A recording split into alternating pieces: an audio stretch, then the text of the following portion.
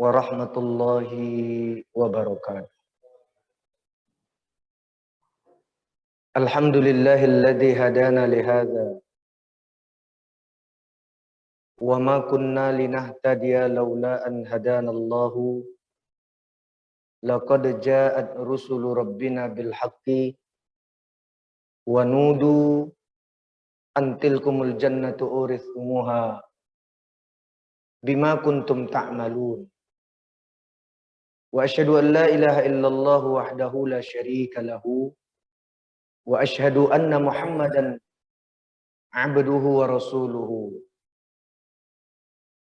Allahumma salli wa sallim wa barik ala sayyidina wa nabiyyina Muhammad wa ala alihi wa ashabihi ajma'in wa man tabi'ahum bi ihsanin min ummatihi ila yaumiddin wa sallama tasliman katsiran. Ya ayyuhalladzina amanu taqullaha haqqa tuqatihi wa la tamutunna illa wa antum muslimun. Ya ayyuhalladzina amanu taqullaha wa qulu qawlan sadidan yuslih lakum a'malakum wa yaghfir lakum dzunubakum. Wa man yuti'illaha wa rasulahu faqad faza fawzan 'aziman.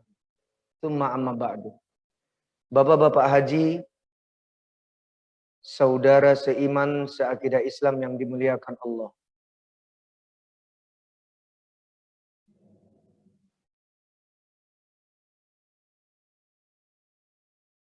Mengawali hari Sabtu di pertengahan menuju akhir bulan Sya'ban 1443 hijrahnya Rasulullah Sallallahu Alaihi Wasallam dari kota Makkah ke kota Madinah. Di hari ini tinggal hitungan beberapa hari ke depan, insya Allah tamu agung setahun sekali yang amat sangat teristimewa dari sisi Allah Subhanahu Wa Taala akan hadir di dalam kehidupan kita.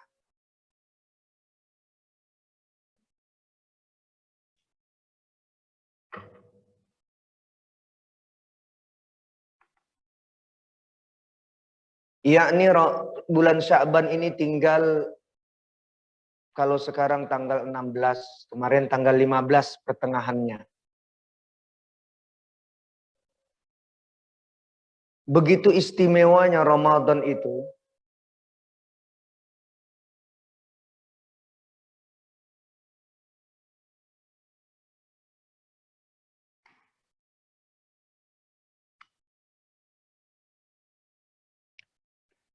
Bukan hanya makhluk Allah ini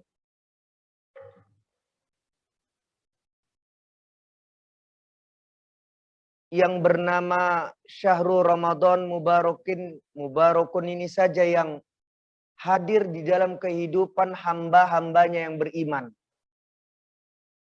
Bapak-bapak haji perlu tahu, di dalam kitab para ulama,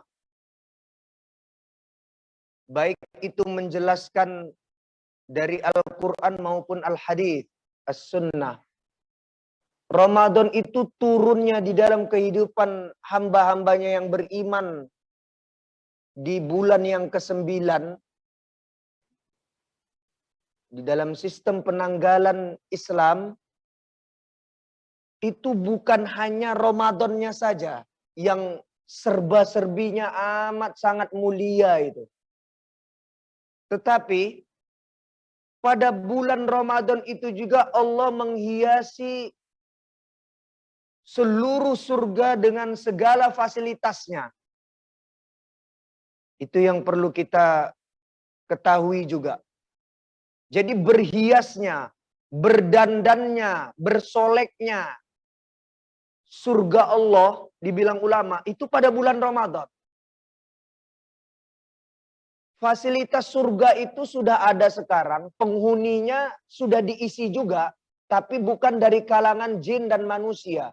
Melainkan ada makhluk baru, yaitu hurun ainun. Bidadari yang jeli-jeli matanya, kata Allah dalam Al-Quran. Ya. Begitupun sudahlah hebatnya persiapan surga sejak awal diciptakan, semakin berhias lagi surga itu ketika nanti bulan Ramadan. Kalau istilah menyambut tamu dulu pernah kabarnya Bapak Presiden atau Bapak Ibu Ketua DPR mau datang ya Pak Kholis ya ke BRIN. Sekarang BRIN ya. Dulu acara BPPT itu ya Pak Kholis ya.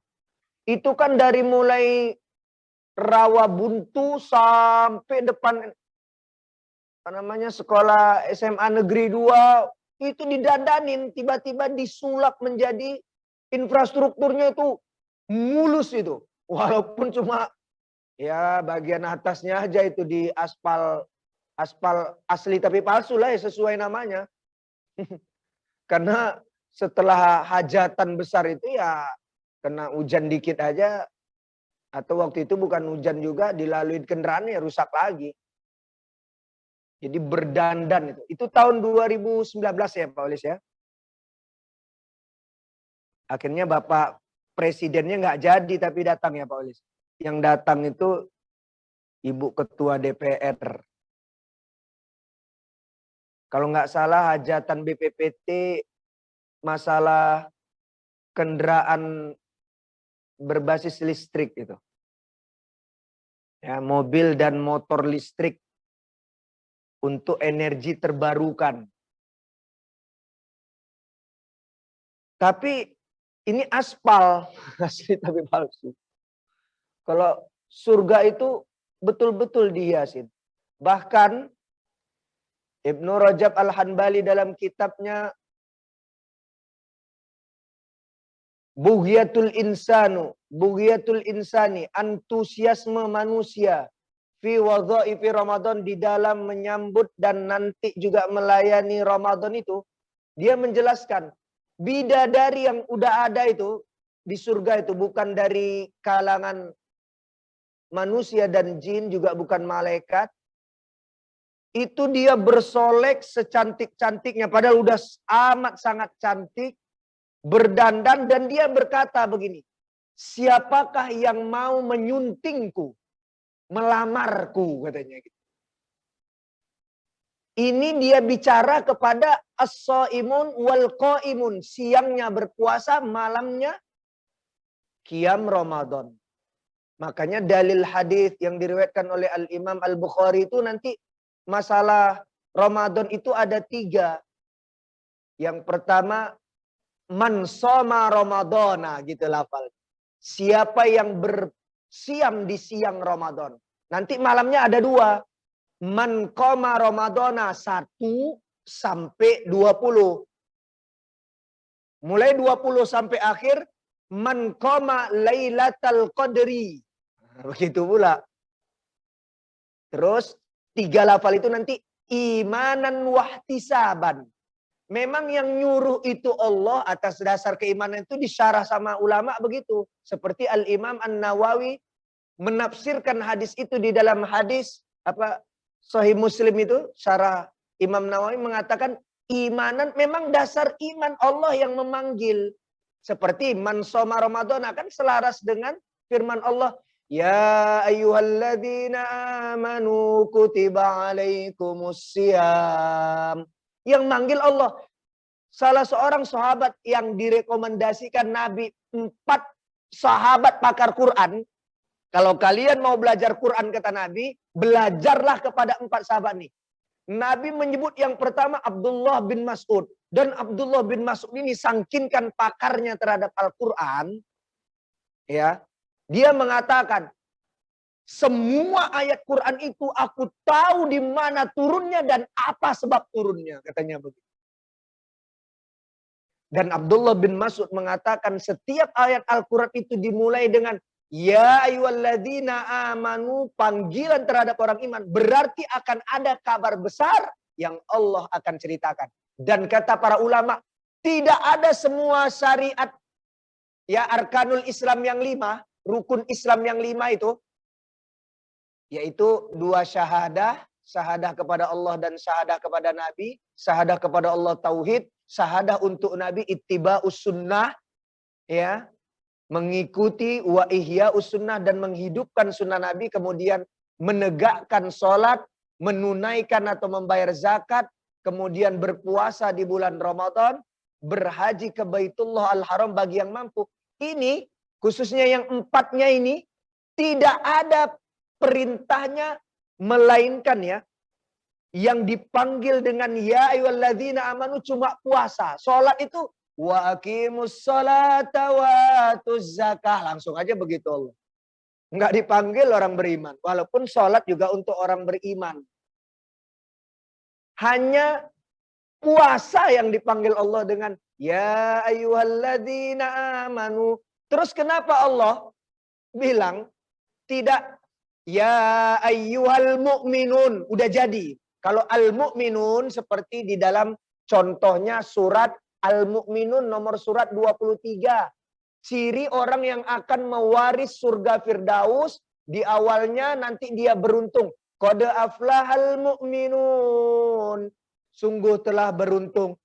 Ya, aflaha kata kerjanya, al-mu'minuna itu pelakunya. Subjeknya itu kata benda. Kenapa Allah tidak memanggil Ramadan itu ya yang berpuasa nanti Ramadan tidak ya ayyuhal mu'minun wahai orang yang langsung udah jadi beriman, tapi pakai kata kerja. Ya ayyuhalladzina wahai orang-orang amanu, tidak al-mu'minun. Karena supaya berproses terus. Kata kerja itu kan bekerja artinya beraktivitas. Tapi kalau kata benda udah jadi. Begitu kata ulama lugawiyun pula. Ya mengulik-ngulik kata per kata dari ayat Allah itu. Jadi wahai orang-orang yang sedang berproses terus keimanannya. Begitu. Kutiba telah ditulis di sisi Allah di Lauhul Mahfuz. Maksudnya furido, telah diwajibkan, telah difardukan kepada alaikum terhadap kalian. Begitu ya. Jadi teramat sangat istimewa Ramadan. Nanti bidadarinya itu bersolek. Dia bicara sama yang berpuasa di siangnya dan qiyam Ramadan nanti qiyam Lailatul Qadar juga terakhirnya. Siapa yang mau melamar saya? Ayo, kata para bidadari. Saya tunggu. Saya tunggu, dipanggil-panggil. Bahkan ini nanti sehari 2 hari menjelang Ramadan akhir Sya'ban, sayangnya berita ini gaib di hadis sahih diriwayatkan oleh Al-Imam Al-Bukhari dan muridnya Al-Imam Muslim juga. Nabi bilang, itu ada pengumuman dari langit diperintahkan Allah. Malaikat untuk ngumumin. Ya baghiyal khair, wahai orang yang gemar terhadap kebaikan, akbil. Sing-singkan dengan bajumu. Siapkan segala persiapan spiritual mentalmu, kesehatanmu, fisikmu, materimu, dirimu, keluargamu, lingkunganmu. Ayo siapkan. Akbil, menghadaplah, kata malaikat itu. Bergegas. Itu yang ahlul ta'ah, ahlul ma'asi dan yang fasik dari kalangan kaum muslimin. Ada juga pengumumannya. Wa ya baghiyasyarr, wahai orang yang masih saja malas, santai ya, tertipu. Orang yang masih ya entarlah, nantilah, yang suka maksiat. Aksir, udahlah cukup dong, kata malaikat. Pendekkan, aksir. Kosrun itu pendek. Udah hentikan. Mau nunggu kapan lagi, kata malaikat. Gimana sih? Gitu. Bahkan para ulama mengatakan, seseorang yang dibangkitkan atau dibangunkan oleh Allah dari tidurnya, mau tidur dia pagi, siang, petang. Mungkin sekali-sekali kita tidur petang. Terlebih tidur malam. Dan sekarang kita bangun. Cuma 2 aja potensinya, kata ulama. Orang bangun tidur itu. Pertama, dua-duanya ini tidak baik-baik saja sebenarnya. Tapi yang pertama agak mendingan. Amal kita masih amat sangat sedikit sekali. Sehingga Allah kasih kesempatan Untuk yang kesekian kalinya peluang lagi. Ayo, tambah. Bekal apa yang kamu persiapkan untuk menghadapku? Masih sedikit. Dibangunkan sama Allah. Tidak lantas diwafatkan dalam tidur kita. Karena di dalam Al-Hadis dijelaskan orang tidur itu ruhnya digenggam sama Allah. Kalau bangun, berarti ruh itu dikembalikan ke jasad. Tapi kalau tidur selamanya ya sudah digenggam terus ruh kita itu. Matilah kita. Makanya doa bangun tidur kita, ya, diantaranya apa doa bangun tidur kita? Alhamdulillahilladzi ahyana. Segala pujian itu disandarkan kepada Allah yang telah menghidupkan kita kembali. Ya, ba'da ma amatana. Setelah tadi kita mati, digambarkan tidur itu adalah kematian. Doa mau tidur juga. Bismika Allahumma amutu wa ahya. Dengan menyebut namamu ya Allah yang mulia, aku akan mati. Makanya ulama mengatakan an-naumu akhul mauti. Tidur itu saudara kandung, saudara sekandung dekatnya kematian. Dan kalau bangun juga di antara doa bangun tidur, al-adhkarul istiqadhi minan naum, di antara zikir bangun tidur begini lafalnya. Diriwayatkan oleh Al-Imam At-Tirmidzi. Alhamdulillahilladzi afani, segala puji disandarkan kepada Allah yang telah menyelamatkanku, membuatku sejahtera fi jasadi, membuat sehatnya badanku, wa radda alayya ruhi, dan mengembalikan ruh itu ke dalam jasadku. Wa adzina li bidzikri, dan memberikanku lagi kesempatan peluang untuk beribadah kepada Allah. Itu diantara doa bangun tidur itu. Hadisnya sahih diriwayatkan oleh Al-Imam At-Tirmidzi. Dan dibawakan doa ini oleh Al-Imam An-Nawawi dalam kitabnya Al-Azkar, kumpulan zikirnya. Yang pertama kita bangun tidur, bekal untuk menuju kematian menghadap kepada Allah masih amat sangat sedikit sekali. Sehingga Allah pun berkenan memberikan peluang kepada kita kesempatan untuk yang kesekian kalinya. Ayo, bergegas kata Allah. Amalmu masih sedikit. Bangun sana. Makanya lafal bangun yang pertama Nabi 5 ayat pertama jadi Nabi. Belum jadi Rasul. Di Gua Hira. Surat Al-Alaq. Ya, karena itu belum ada syariat dia untuk berdakwah. Dibilang jadi Nabi dulu, belum jadi Rasul. Itu kan Iqra 5 ayat pertama surat Al-Alaq. Kemudian turunlah nanti perintah ketika Nabi pulang ke rumahnya ke Sayyidah Khadijah radhiyallahu taala anha. Kemudian Nabi minta diselimutin, menggigil Nabi, ya kan, dipeluk sama Jibril kuat sekali. Kemudian zammiluni, zammiluni, selimutin saya. Perhatikan surat Al-Muzammil dan surat Al-Muddatsir lafalnya. Ya ayyuhal muzammil qumil laila illa qalila. Wahai yang berselimut, kum, bangun, bangun, bangun, bangun, bangkit, bergegas. Banyak aktivitas yang harus kita kerjakan kata Allah. Lihat juga surat Al-Muddatsir itu nanti Muzammil dan Muddatsir itu termasuk surat-surat pertama yang turun. Itulah peristiwa Nabi berselimut menggigil itu, kemudian bangkit untuk dakwah tauhid dan as-sunnah. Kemudian ya ayyuhal muddatsir kum fa'anzir. Bangkit dan dakwahkan tauhid ini. Peringatkan seluruh manusia dan jin. Begitu.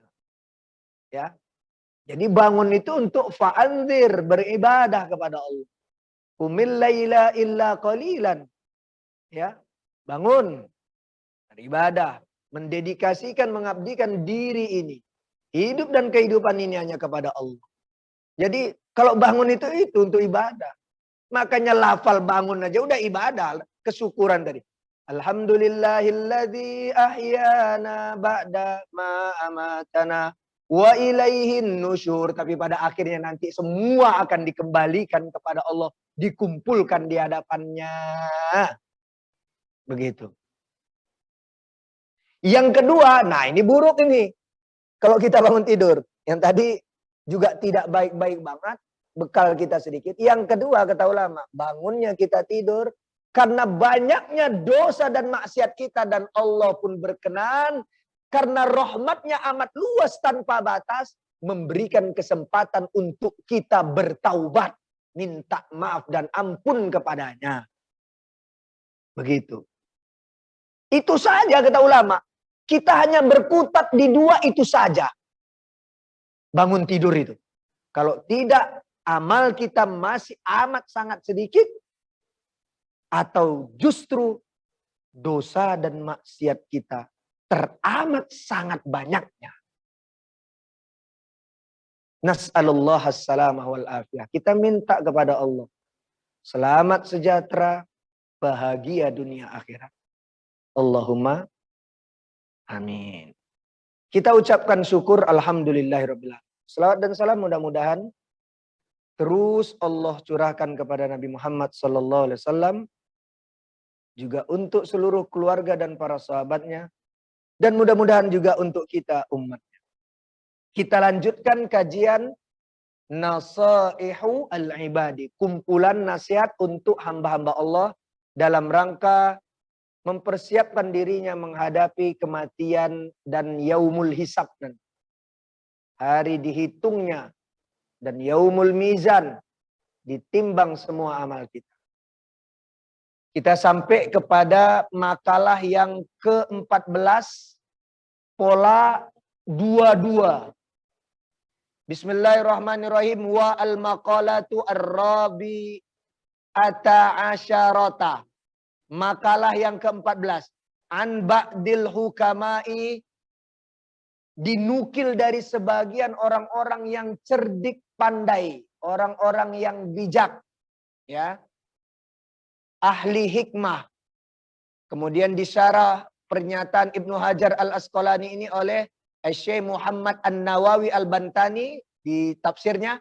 Yang maksudnya hukama adalah maksudnya atibba'il qulubi wahum al-awliyaullah. Yaitu ahlul hikmah itu orang-orang yang pakar di dalam dunia kedokteran kolbu. Bukan dokter medis ya. Ini atibba'ul qulub, ini dokternya kolbu. Makanya ini ngajinya tasawuf atau tazkiyatun nufus. Itu artinya membeningkan kolbu, upaya maksimal membeningkan kolbu dan menghaluskan rasa. Itu namanya tasawuf atau tazkiyatun nufus. Pensucian jiwa. Kolbu itu dibeningkan sehingga akhlak ini menjadi haluslah dia. Lembutlah dia. Lintalahum. Gitu kan. Fabima rahmatin. Ya. Minallahi lintalahum. Sebab rahmat dari Allah lah engkau berlemah lembut Muhammad terhadap manusia. Gitu kata Allah. Dalam surat Ali Imran.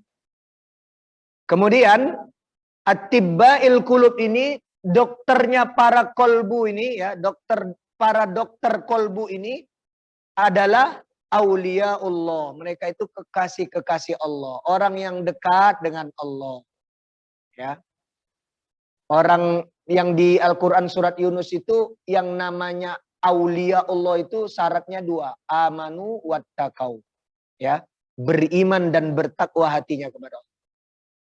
Begini kata ahlul hikmah yang dinukil oleh Ibnu Hajar al-Asqalani.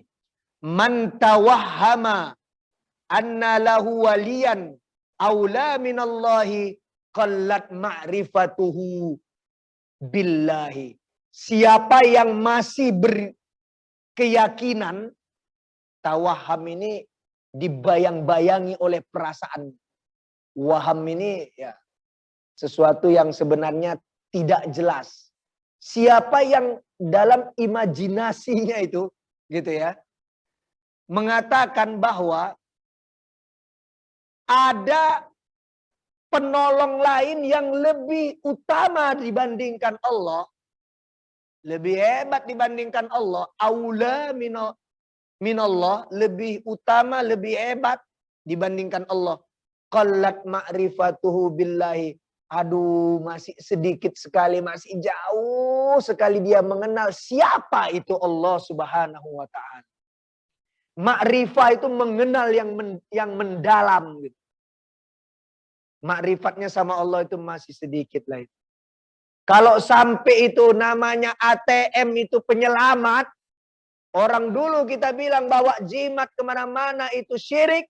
Orang sekarang bawa ATM dia bilang itu ya menyelamatkan dia, itu juga syirik, itu jimat era modern itu. Kalaulah dia bawa kemana-mana HP itu adalah penyelamat. Kalau mushaf Quran ini tinggal dia tenang-tenang saja, ketinggalan HP mati gaya rasanya kiamat.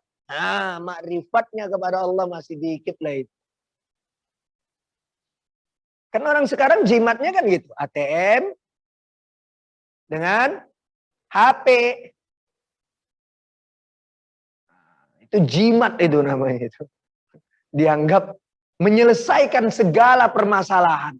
Bisa menolong. Coba itu misalnya, ketinggalan HP. Kalau perlu dikirim tuh sama Gosen. Diantarkan ke kantornya. Orang dulu nggak pakai instrumen atau tools tuh ngajar atau bekerja. Misalnya, maaf Ustaz Sanui, bukan nyinggung ini. Orang dulu nggak ada PowerPoint-an ngajar-ngajar itu. Dalam otaknya itu semuanya. Dipaparkannya. Sekarang itu, kata Ustadz Ahmad Ansori, pernah ada orang mau presentase, dikerjain, disabotase sama Ustadz Ahmad Ansori. Mau tahu itu katanya gitu. Jadi pokoknya adalah sistem yang dimatikannya. Semuanya ada di laptop soalnya, nggak bisa dia paparkan. Begitu. Akhirnya dia beralasan apa-apa gitu. Dia aja Ustadz Ahmad Ansori. Disabotase memang sengaja sama dia. Dia cerita pernah waktu dia menjadi wakil kepala sekolah SMP Muhammadiyah di Reni bagian kurikulum. Wakil kepala sekolah tapi bagian kurikulum. Jadi ada orang mau memaparkan metodologi pendidikan atau apa itu Ustadz Sanui. Kata Ustadz Ansori. Terus udah bincang sama Ustadz Ansori kan. Nah, itu ada semua di laptop. Dikirain ada di otak gitu. Atau bisalah kayak Ustadz Adi Hidayat tuh kan. Presentasenya itu dalam otaknya. Bukan di luar kepala. Di luar kepala dikit pun nggak masuk lah. Ini dalam kepala. Gitu. Ternyata ya agak disabotase entah listrik apa gitulah pokoknya. Intinya laptop dia nanti nggak bekerja aja. Dihakalin, mau tahu Ustadz Ansori. Agak nakal juga memang Ustadz Ahmad Ansori itu. Saya tahu itu. Agak iseng dia itu. Nggak bisa. Alasan itu orang itu. Dari lembaga mana gitulah. Ya. Nah, jadi kalau kita sekarang ini bergantung namanya madiyah, materialisme. Kalau isma kita kepada materi, segalanya adalah materi, nanti kita jadi kapitalisme.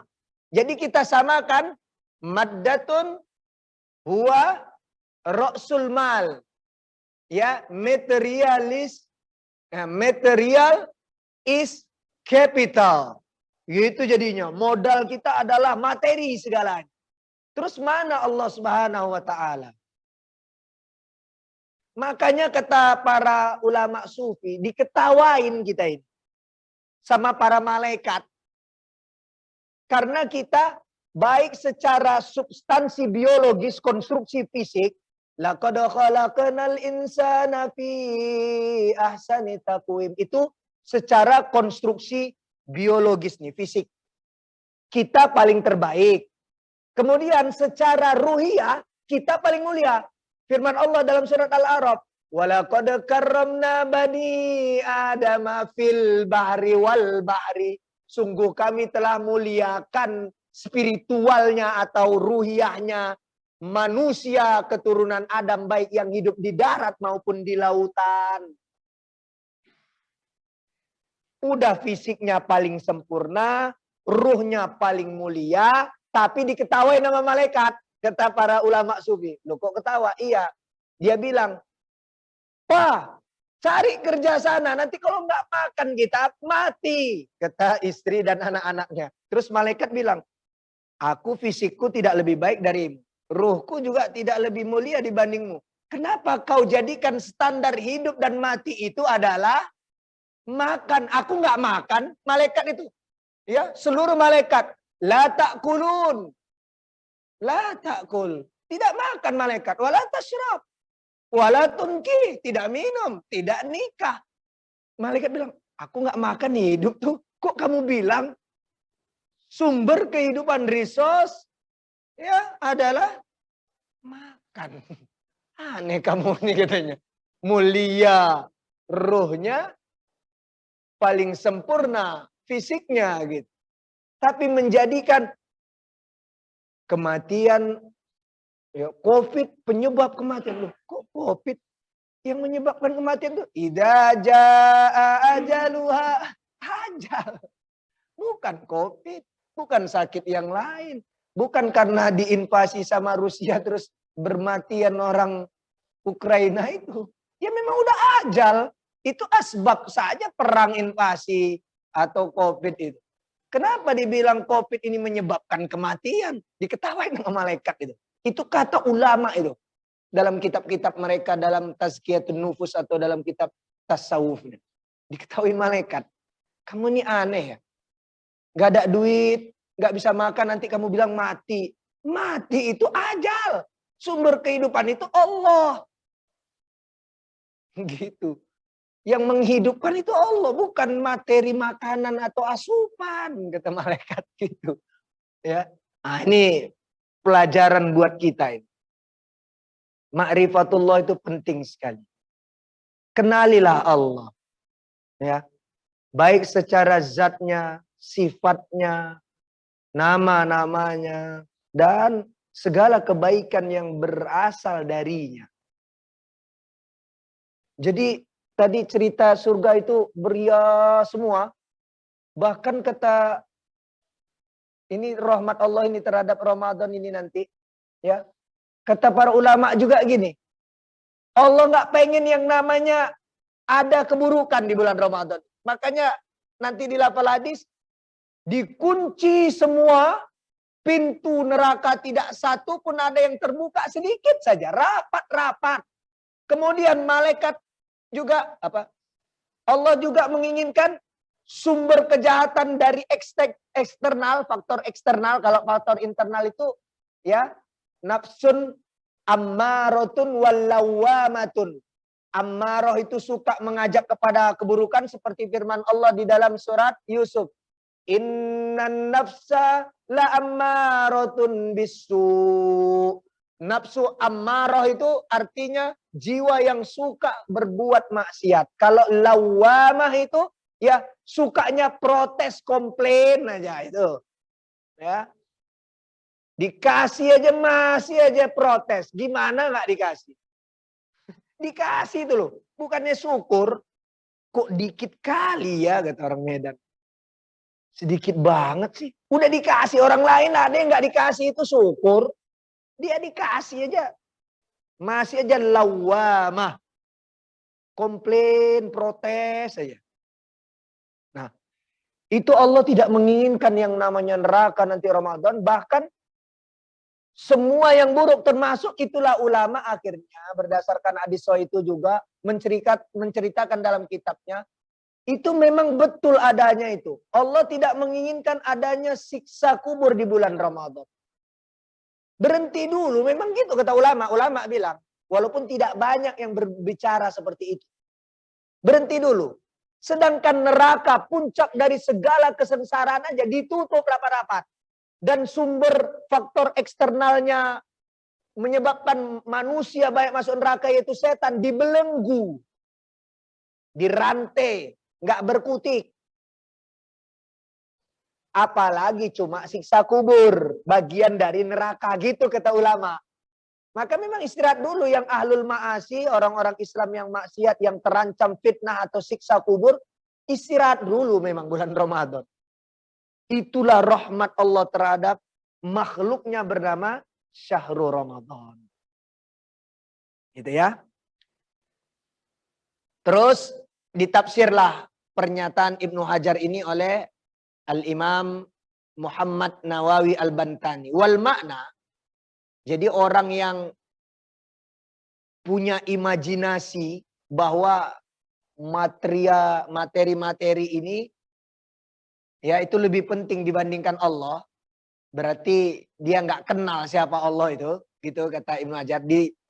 Ditafsirkan oleh Syekh Nawawi Al-Bantani. Wal makna man dhanna anna lau nasiran aqraba minallahi wa aktsara nusratan minhu fa innahu lam ya'rif billahi ta'ala. Siapa yang masih berkeyakinan ya bahwa ada penolong dia yang lebih ya lebih menolong kepada kehidupannya dan lebih banyak lagi membantu kehidupannya dibandingkan Allah, nggak kenal dia ya. Siapa zatullah, zatnya Allah itu. Nggak kenal dia berarti sama Allah. Jadi kalau ada yang merasa, wah itulah pahlawanku. Dialah yang menyelamatkan. Wah dia banyak banget bantu. Dialah yang nolong. ATM inilah yang menenangkan aku. Hati-hati kita bawa ATM kemana-mana. Kalau kita merasa tentram dengan ATM itu jimat dan bernuansa syirik. Nggak ada tawakul. Nggak ada kepasrahan kita kepada Allah. HP juga begitu. Ya, dan materi-materi yang lain selain Allah. Baik itu benda mati maupun makhluk hidup dari kalangan manusia. Ya. Termasuk dari hewan mungkin. Kucing inilah yang menyelamatkan keluarga kami ketika ada masuk ular ke rumah kami. Bukan kucing. Allah. Cuma disuruhnya kucing itu ngusir ular itu. Hati-hati pernyataan. Wah obat ini obat ini yang menyelamatkan hidup aku ketika aku tuh waktu itu udah sekarat sebenarnya. Waduh hati-hati. Ya. Kemudian Ibnu Hajar melanjutkan. Wa man tawahhama anna lahu aduwan a'da min nafsi qallat ma'rifatuhu bi nafsihi. Siapa yang berkeyakinan, siapa yang dibayang-bayangi oleh imajinasinya, dia mengatakan bahwa ada musuh selain dirinya yang lebih mengancam, yang lebih berbahaya dibandingkan dirinya sendiri. Berarti dia nggak kenal dirinya. Nggak kenal itu diri. Dia mengatakan harimau itu lebih mengancam kehidupan saya, ular, ya hewan-hewan berbisa lainnya, hewan buas lainnya, atau hantulah dan segalanya. Dia nggak kenal tuh diri.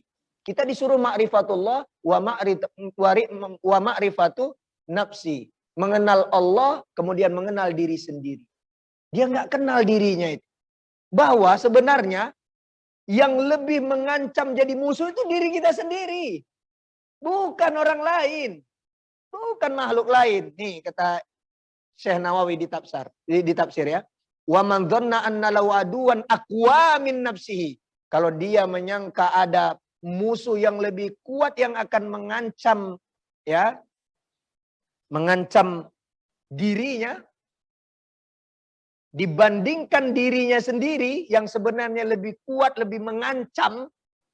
Nih kata Syekh Nawawi, al-ammarati wal-lawwamati, ya, padahal ada di dalam dirinya potensi yang lebih mengancam, yaitu tadi itu ammarah, nafsul ammarah, ya, jiwa yang suka cenderungnya kepada maksiat dan yang buruk, dan lawamah, ya, suka tidak syukur, komplain, protes aja, ya, protes aja, ya memang begitu.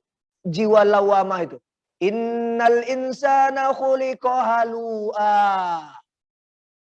Kata Allah. Manusia itu diciptakan protes saja, komplain aja. Ya. Kalau dikasih dia nggak syukur, ditimpa yang buruk dia kemudian marah-marah. Itu lebih mengancam sebenarnya, lebih kuat. Ya, sesuai dengan firman Allah juga. Ya. Fa'alhamaha fujuraha wa taqwaha.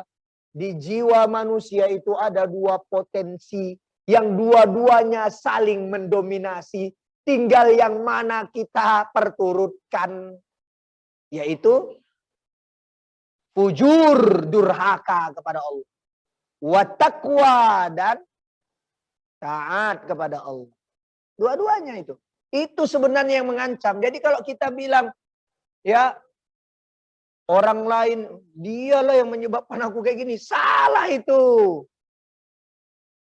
Dirimu sendiri aja yang keblinger. Nggak kenal ya kamu sama jiwamu sendiri. Gitu. Jadi bukan hanya asbab orang lain. Iya, itu memang. Yang namanya bi'ah atau lingkungan juga bisa mewarnain kita. Tapi kan pernyataan orang-orang bijak pada akhirnya ya Ustaz Sanwi. Tergantung orangnya juga sih. Kan gitu jadinya kan. Ya tergantung individunya gitu. Kita misalnya berada di lingkungan yang tidak baik-baik amat. Katakanlah di lingkungan rumah bordir. Kawasan PSK. Ya kalau kita taat-taat aja. Walaupun lingkungan itu ya buruk. Kalau bisa kita hijrah. Jangan juga tinggal di kawasan situ gitu misalnya. Tapi ya kembali kepada individunya. Atau kita tinggal di komplek orang-orang yang soleh. Ya kalau malas-malas aja. Gitu. Nggak kenal ya kamu sama dirimu sendiri. Gitu. Izin minum dulu. Ya. Sedikit lagi kita hatamkan. Nah, kita tutup. Bismillah.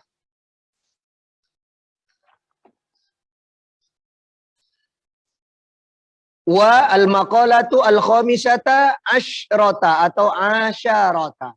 Makalah yang ke-15. Kita lihat ini tafsir Al-Quran dari sahabat Abu Bakar As-Siddiq. Abu Bakar As-Siddiq itu nama aslinya, bapak-bapak biar tahu saya ulangin lagi. Itu kunyah. Kunyah itu kalau bahasa Inggrisnya itu nickname. Jadi orang Arab, tapi ini bukan hanya orang Arab, jadi tradisi as-sunnah. Seorang bapak dipanggil atas nama anaknya. Misalnya Uda Absar itu namanya kan Absar. Dia dipanggil nanti sebagai Abu Yazid karena anaknya Yazid. Abu Zulfikar ya. Omanar itu. Biasanya disandarkan ke anak yang laki-laki yang disukai. Tapi nggak salah. Salah satu anak atau anak yang tertua boleh. Atau siapapun di antara anak. Nggak selalu juga harus laki-laki. Kalau Pak Miftah karena anak laki-lakinya Ja'far jadi Abu Ja'far. Tapi bukan Umar Tholib ya. Ja'far Umar Tholib dituduh temannya Ustadz Farid Ogbah. Dianggap radikal. Loh. Dianggap gitu ya. Itu anggapan orang aja. Nah Abu Bakar itu nama aslinya adalah Abdullah ya. Udah tahu sekarang ya. Nama aslinya Abdullah. Nama bapaknya Abu Bakar Utsman. Tapi bukan Utsman bin Affan itu. Bukan. Kenapa dia dipanggil Abu Bakar? Bakar itu unta muda. Kebiasaan anak-anak orang Arab ya kayak ini apa namanya? Orang kampung kalau ternak kambing main anak-anak kambing. Kalau ternak sapi mainin anak sapi ya udah. Di mana itu? New Zealandnya Indonesia kan ada di Kampung Uda itu. Di Sumatera Barat. Apa namanya kawasannya udah? Apa? Padang Mengatas. Nah, itu New Zealandnya Indonesia itu. Kawasan pegunungan di situ di ternak sapi secara liar itu dah ya. Maksudnya lepas gitu. Kalau di daerah Nusa Tenggara Barat yang liar-liar itu pula kuda. Di kawasan pegunungannya itu ya. Nah, gitu. Jadi kebiasaan orang-orang Arab seperti kebiasaan juga Indonesia ini yang ternak kambing mainin anak-anak kambing karena lucu, mainin yang sapi bapaknya melihara sapi ya dia mainin anak-anak sapi masih lucu. Karena kalau kambing yang udah gedenya atau sapi udah gedenya takut galak nanti gitu. Kerbau juga begitu. Nah, orang Arab mainin anak-anak unta. Jadi Bakar itu unta kecil, unta muda atau anak unta. Kebiasaan si Abdullah ini main itu jadi disebutlah dia Abu Bakar. Orang Arab mengatakan kalau induk atau inang sering banyak itu disebut abu. Laki-laki, ummu, perempuan. Misalnya durian. Itu kan banyak durinya. Bahasa Arabnya duri itu syaukatun. Jadi abu syaukah. Jadi abu itu maksudnya banyak gitu. Syaukah durinya. Jadi durian bahasa Arabnya Abu Syauka. Rambutan, banyak rambutnya kan? Bahasa Arabnya rambut itu sya'run. Abu Sya'ri. Jadi kumpulan dari rambut gitu. Sering main anak unta, Abu Bakar. Sering main anak kucing, Abu Hurairah. Abu Hurairah itu bukan nama dia, nickname, nama lain. Ya. Nama dia adalah Abdurrahman bin Sakar al-Yamani. Orang Yaman itu Abu Hurairah. Nabi itu pernah nanya, Abu Hurairah, sini dulu. Ya Nabi.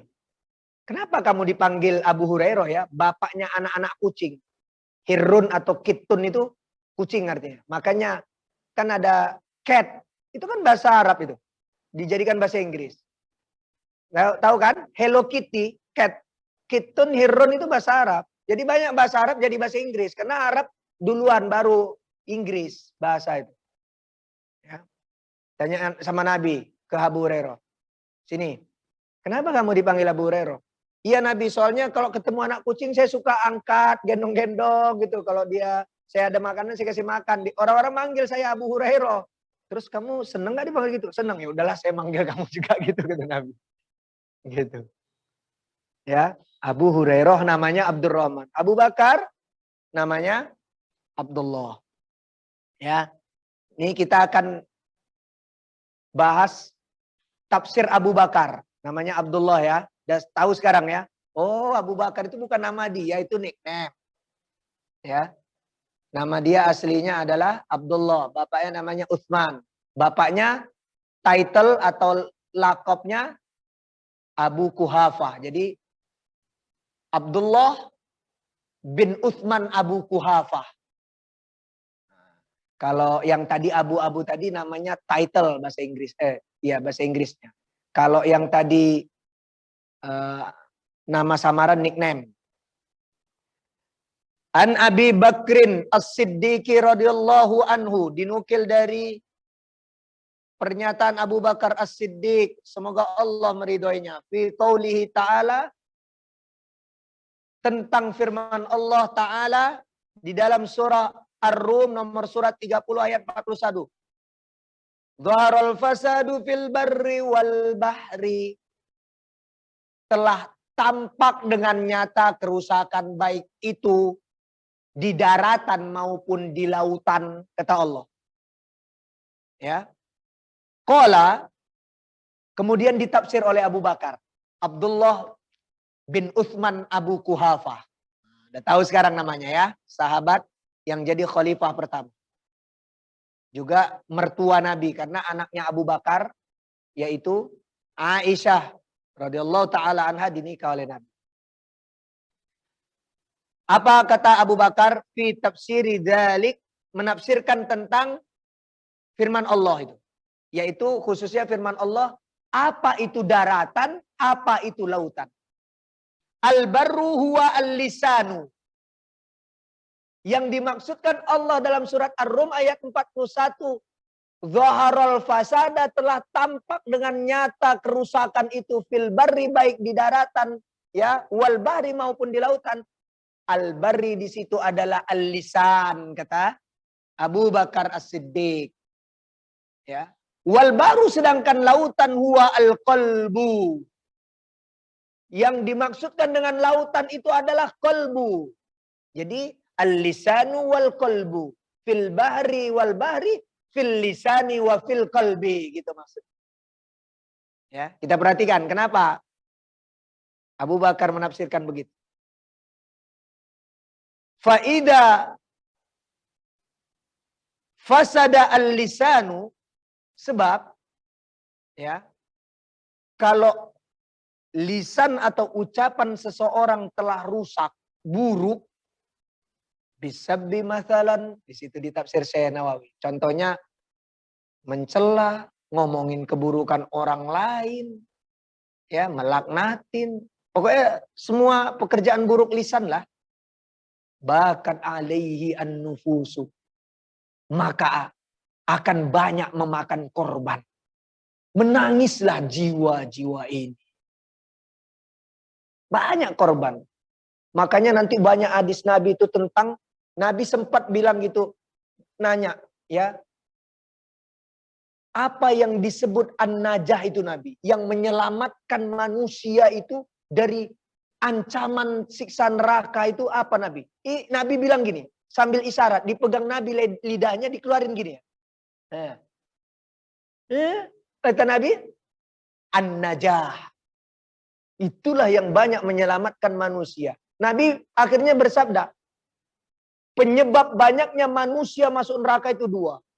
Sebab lisannya dan sebab farjinya. Alat kelaminnya.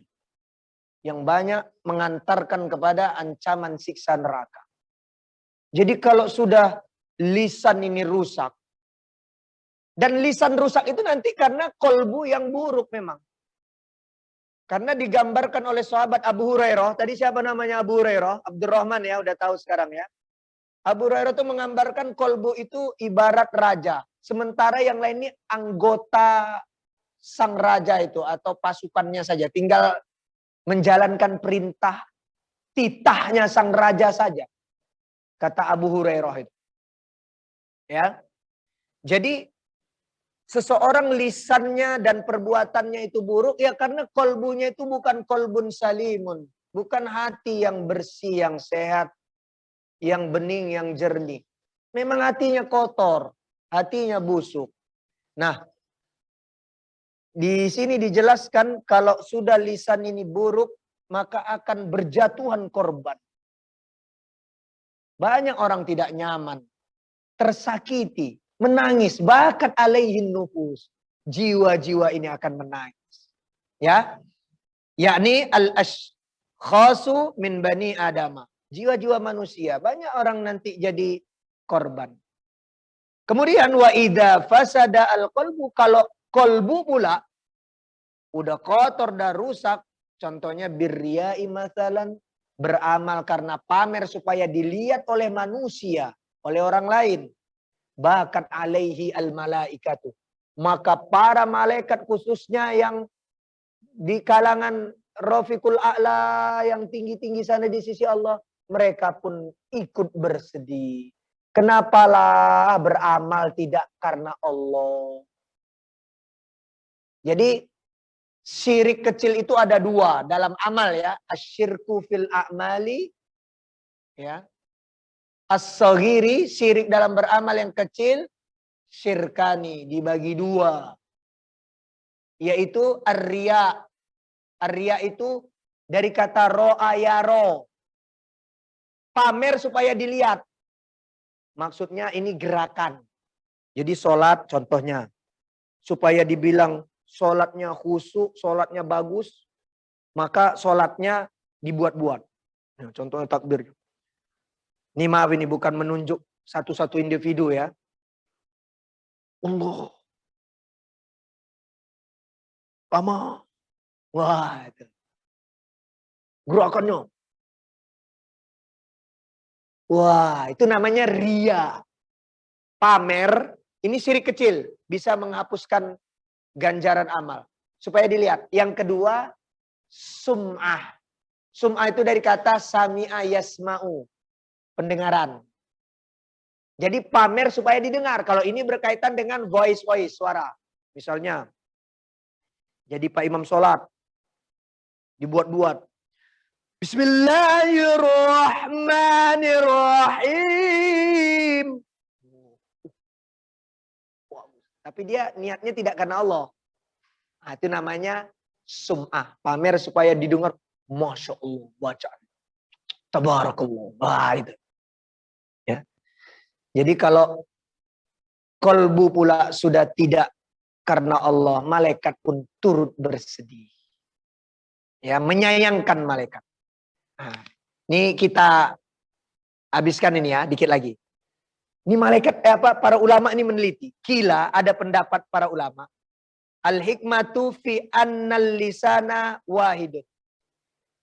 Jadi hikmah yang bisa dipetik dari pernyataan daratan itu adalah lisan, lautan itu adalah kolbu. Tafsirnya dari sahabat Abu Bakar, namanya Abdullah. Ini diantaranya pendapat ulama. Allah menciptakan lisan itu cuma berapa? Berapa lisan kita? Satu. Annal lisana wahidun. Mulutmu itu satu. Oleh karena itu ya, tanbihun, berhati-hati. Ya. Atau tanbihu lil abdi, ini sebagai ya sesuatu yang harus diperingatkan terhadap hamba-hamba ini. Dijaga harusnya. Allah cuma ciptakan satu. Fi annahu la yanbaghi an yatakallama illa fima yuhimmuhu wa fi khairin. Satu aja udah dampaknya itu bisa merusak. Kan banyaknya kerusakan gara-gara lisan ini juga. Gara-gara omongan. Padahal Allah ciptakan cuma satu loh. Mata dua, telinga dua. Lisan cuma satu. Tapi dampak buruknya itu, maka jaga ini baik-baik lisan ini. Ya, kata ulama ini. Tidak sepantasnya lisan ini berbicara melainkan hanya yang benar, yang penting juga yang baik. Jaga benar ini. Nah, segitunya ulama meneliti. Kamu itu loh, Allah cuma ciptakan mulutmu satu. Allah ciptakan matamu dua supaya kamu lebih banyak memperhatikan dan mengamati. Allah ciptakan telingamu juga dua supaya kamu lebih banyak menyimak dan mendengar. Dan Allah cuma ciptakan mulutmu satu supaya kamu lebih banyak diam atau berbicara yang benar dan dengan cara-cara yang baik saja. Gitu kata ulama. Ada lagi pendapat ulama yang lain. Wakila, ada pula yang menyikapinya, menafsirkannya gini. Li'annal lisana adzakiru bikulli lughatin. Jadi ya, lisan itu memanglah satu, tapi dia bisa ngomong apa saja semaunya. Ya. Ngomong dia, padahal sebenarnya kana dzikruhu lil madhkuril wahidi. Harusnya mulut yang satu itu lebih banyak mengingat atau menyebut-nyebut yang satu juga. Apa yang satu itu? Wa huwallahu ta'ala. Harusnya lebih banyak zikir, menyebut, mengingat Allah mulut yang satu.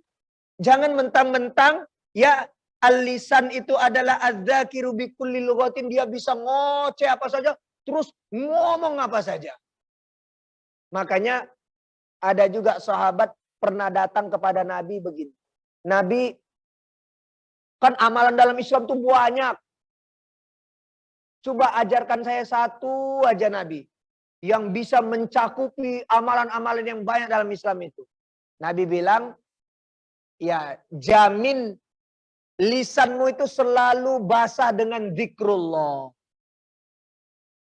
Nah gitu. Banyak-banyak kamu berzikir, lisanmu itu, mulutmu itu banyak-banyak zikir. Menyebut-nyebut Allah dah. Itu bisa merangkumi banyaknya amalan di dalam Islam. Itu bisa menyelamatkan hidupmu dunia dan akhirat. Dan itu bisa menjadi salah satu jaminan kau akan masuk surga dan selamat dari ancaman neraka. Gitu. Masalah lisan. Ya. Wa kadzalika al-qalbu. Qalbu juga satu ya dijaga.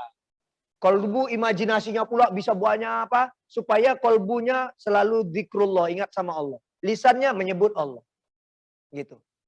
Bi khilafi nahwil aini wal udhuni. Beda dengan mata dan telinga. Ini ada dua.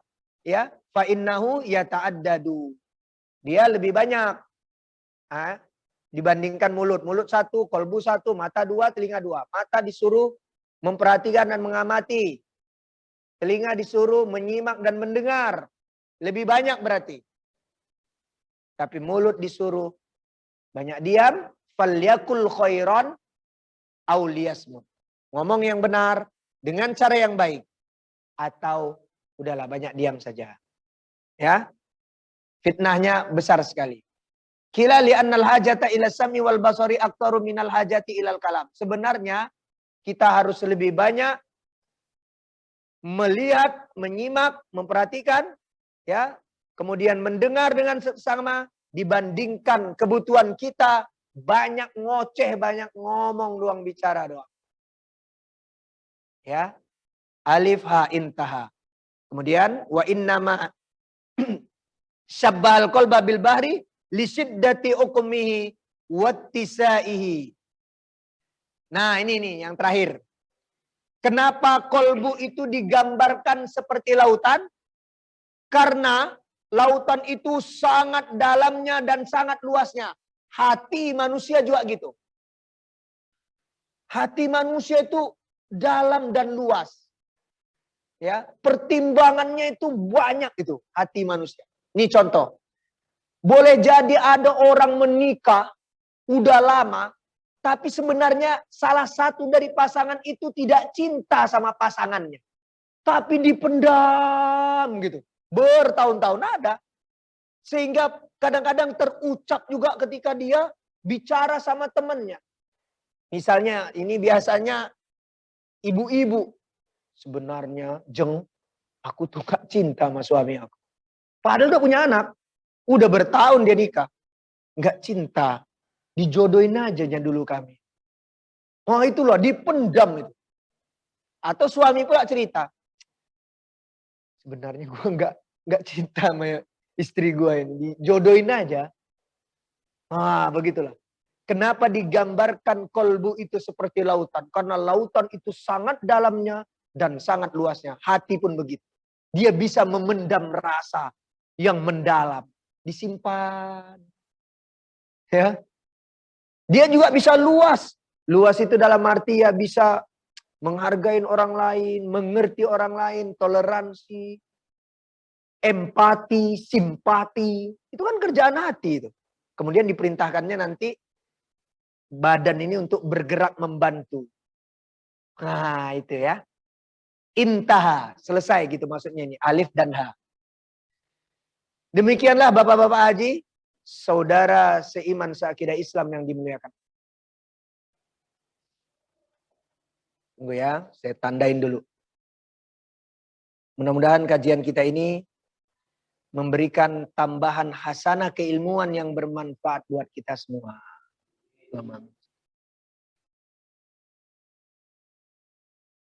Kebenaran itu mutlak semata dari Allah. Ya, al-haqqu mir rabbik kata Allah. Kebenaran itu satu dan asalnya dari Allah. Kelirunya saya membaca Al-Qur'an, Al-Hadis, penjelasan-penjelasan juga dari kitab ini, cara membaca kitabnya, penjelasannya. Itu murni dari saya tersangkanya. Maka kepada Allah saya minta maaf, ampun dan tobat nasuha. Kepada Allah juga saya mintakan maaf, ampun dan tobat nasuha untuk bapak-bapak haji, para hadirin, segenap kaum muslimin yang hadir maupun yang tidak hadir, yang pakai Zoom online. Mudah-mudahan Allah memaafkan dan mengampunkan serta menerima semua taubat nasuha kita. Allahumma amin. Allah memberikan kesempatan kita nanti untuk menikmati sensasi pesta amalan, pesta ibadah, pesta bonus-bonus kebaikan yang amat banyak dari Allah nanti Ramadan insya Allah. Diberikan ajal kita masih, umur kita masih ada nanti Ramadan yang tinggal beberapa hari ke depan insya Allah. Mudah-mudahan Allahumma amin. Allahumma barik lana fi Rajab wa Sya'ban. Ya Allah, limpahkanlah keberkahan-Mu di bulan Rajab dan di bulan Sya'ban ini kepada kami semua hamba-hambamu kaum muslimin. Wa barik lana fi Ramadana, juga kau berkahin nanti kami di bulan Ramadan. Wa ballighna Ramadana, dan kau sampaikan kami nanti ke bulan Ramadan. Ya, ajal kematian kami kau tunda, kau sampaikan kami ke bulan Ramadan tahun ini. Kami ingin memperbaiki hubungan kami kepadamu lebih dekat, akrab, lebih mesra, romantis lagi Allah, insya Allah, mudah-mudahan. Allahumma amin. Kepada bapak-bapak haji semua hadirin, saya juga minta maaf. Ya, kalau misalnya ada pemilihan kosakata dan cara penyampaian saya yang tidak berkenan. Minta maaf lahir batin dunia akhirat. Mari kita baca hamdalah, alhamdulillahirrahmanirrahim. Kita juga berselawat dan salam untuk Nabi kita. Allahumma sholli wa sallim ala nabiyina Muhammadin. Dan kita tutup dengan penutup, bacaan penutup kajian subhanakallahumma wa bihamdika. Asyhadu an la ilaha illa anta astaghfiruka wa atubu ilaika. Wal afu minkum wallahul muwafiq ila sawa'as sabil. Wassalamualaikum warahmatullahi wabarakatuh.